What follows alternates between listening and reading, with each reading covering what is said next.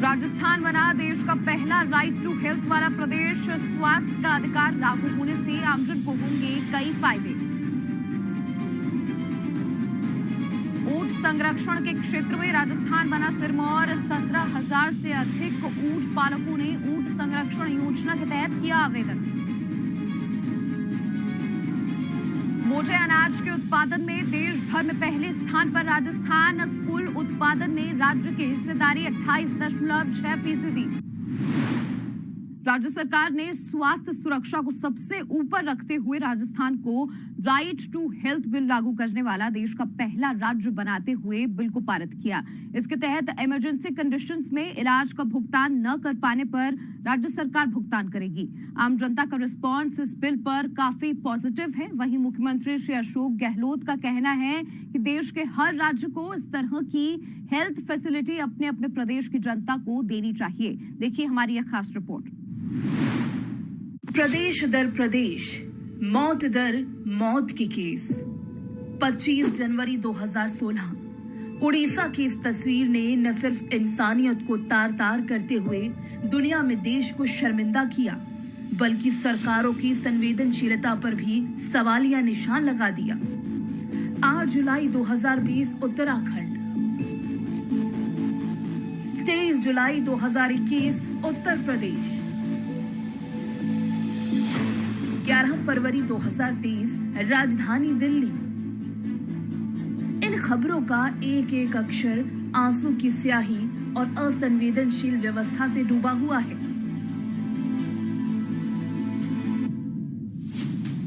समय पर इलाज न मिल पाना, आर्थिक तंगी से अपनों को खो देने का दर्द, बेबसी और लाचारगी को गहलोत सरकार ने महसूस किया।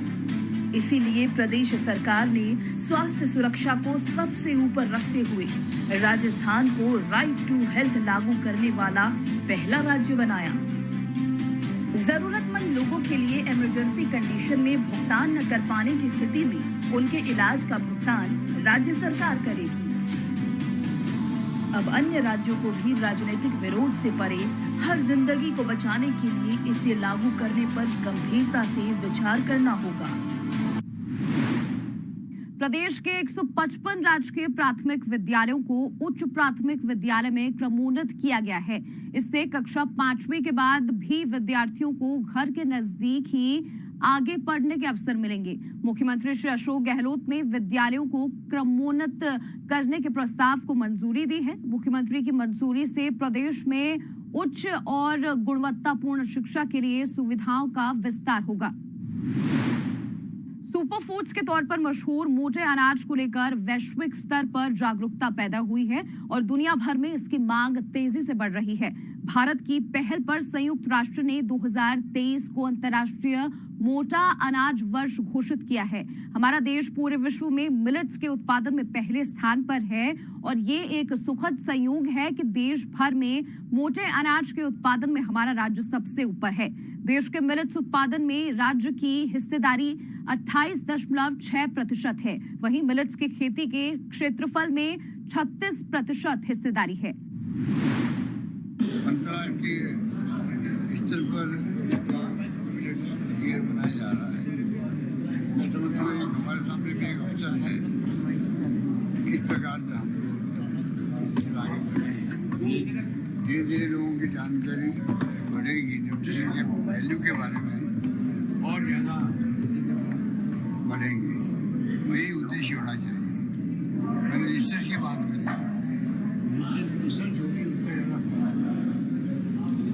वैल्यू एडिशन होगा।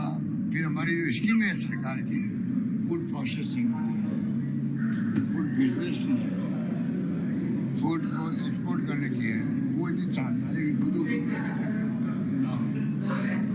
अगर किसान उनकी तरफ बढ़ेगा तो ये किसानों के लिए भी, नॉन किसानों के लिए भी खेत के अंदर अपना काम वो कर सकते हैं। तो ये भी एक अवसर उनके लिए।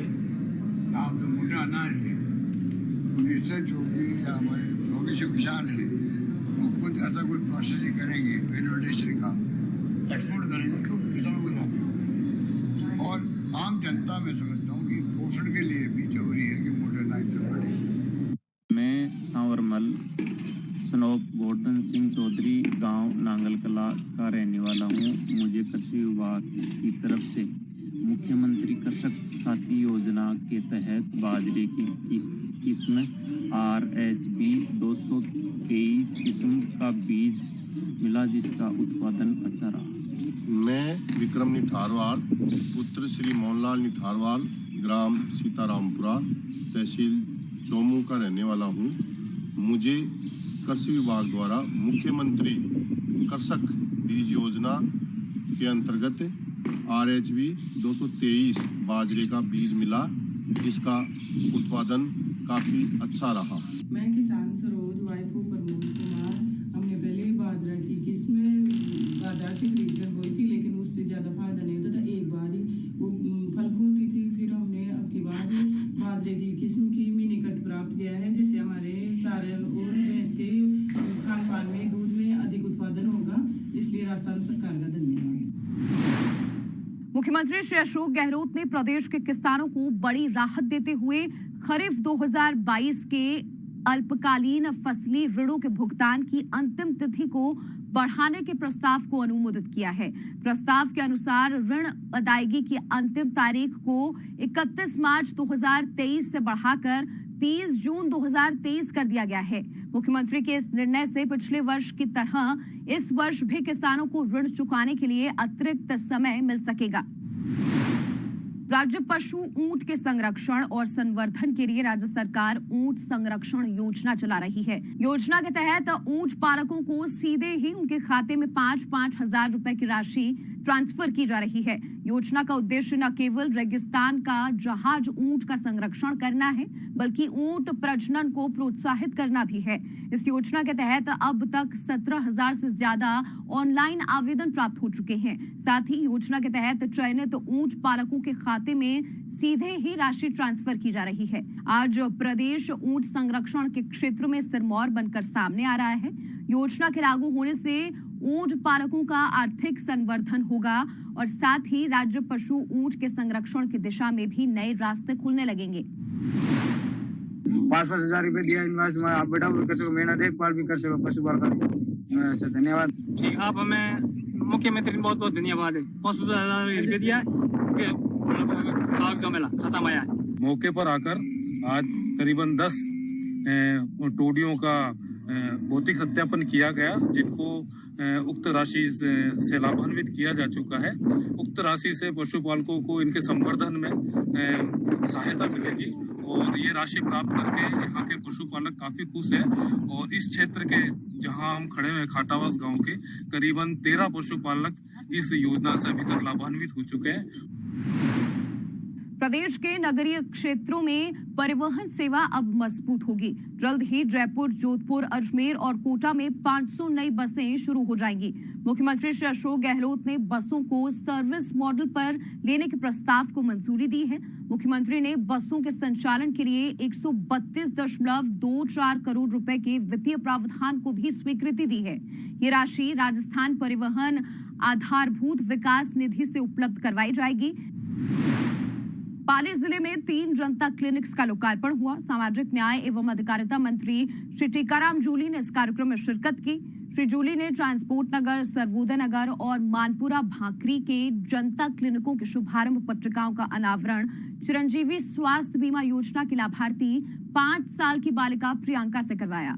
प्रियंका का करीब साल भर पहले चिरंजीवी स्वास्थ्य बीमा योजना के तहत हार्ट का निःशुल्क ऑपरेशन हुआ था। जनता क्लिनिक शुभारंभ समारोह के दौरान मंत्री श्री जूली ने कहा कि मुख्यमंत्री श्री अशोक गहलोत की ओर से प्रदेश में स्वास्थ्य सेवाओं के लिए लागू की गई योजनाएं मिसाल बन रही हैं। चिरंजीवी स्वास्थ्य बीमा योजना में 25 लाख रुपए तक का निःशुल्क उपचार, 10 लाख रुपए का दुर्घटना बीमा, निःशुल्क जांच, निःशुल्क दवाएं, सेवाएं जैसी योजनाएं आम जन को राहत दे रही हैं।